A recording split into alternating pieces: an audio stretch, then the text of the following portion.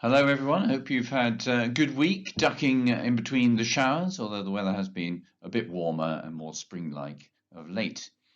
And on Monday, we had the government's announcement about face coverings in schools. So, as from Monday, our staff and pupils will no longer be required to wear face coverings in the building, in the senior school. And those obviously who wish to do so can, but it won't now be required. So a further change and loosening up of COVID restrictions. One of the whole areas of school life that's been most severely impacted by COVID-19 has been our chaplaincy provision. I was reflecting this week on how many events over the course of the year we haven't been able to run because of COVID. And these include things like our High retreats for Year 7 and Year 10, the Mercy Day Mass that we hold in September, carol services, year group masses, charitable fundraising like mission efforts and so on. There's a huge program which is normally in place which we haven't been able to do. We managed to do a few things remotely, of course, and you will have seen at Christmas the wonderful service recorded there, and the Passion service and the Easter service at Easter, but it's not been the same. Our chaplaincy coordinator, Dr. Kaiser, has been doing his best to help with remote assemblies, and I've been doing a remote assembly every week for the senior school and one in person for the lower school. And this week my theme was the Feast of the Ascension, because we're now in this period between the Ascension of Jesus and Pentecost Sunday in just over a week's time. So I feel it's important to keep remembering what's going on in the church's year, and May, as we mentioned in the newsletter last week, is traditionally a month devoted to Our Lady and being Our Lady's Abingdon. We like to remember that.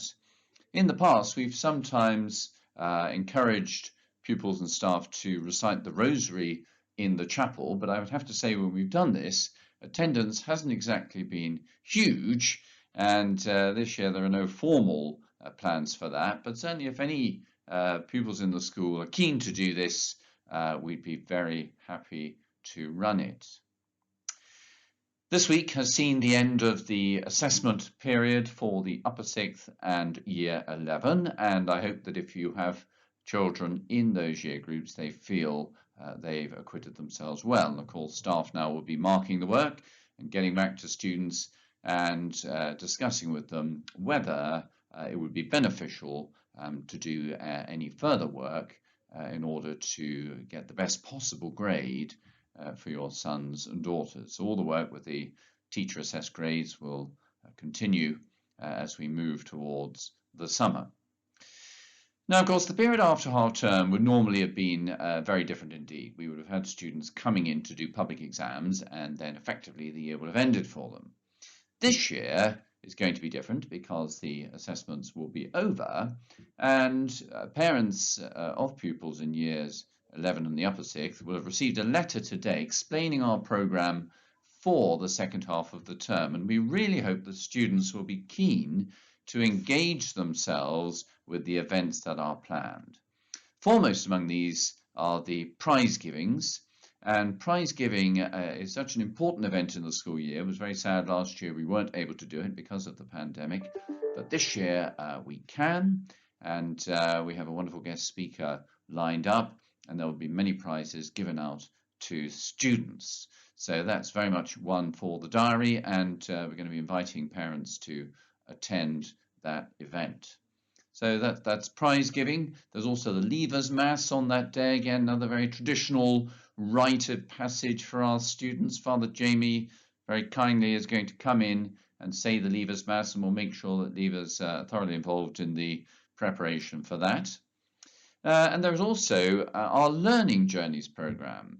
You may remember that last summer, in June, we put in place an extensive program of courses designed by members of staff to help students not only with academic matters, but also some more practical courses. I remember, I think, Mr. Allen doing one on cooking in a bedsit. So there are all kinds of exciting things going on. The same thing is going to happen this year, and we strongly encourage students in Year 11 and the Upper 6th to sign up for these courses, which will run in the second and third weeks after half term.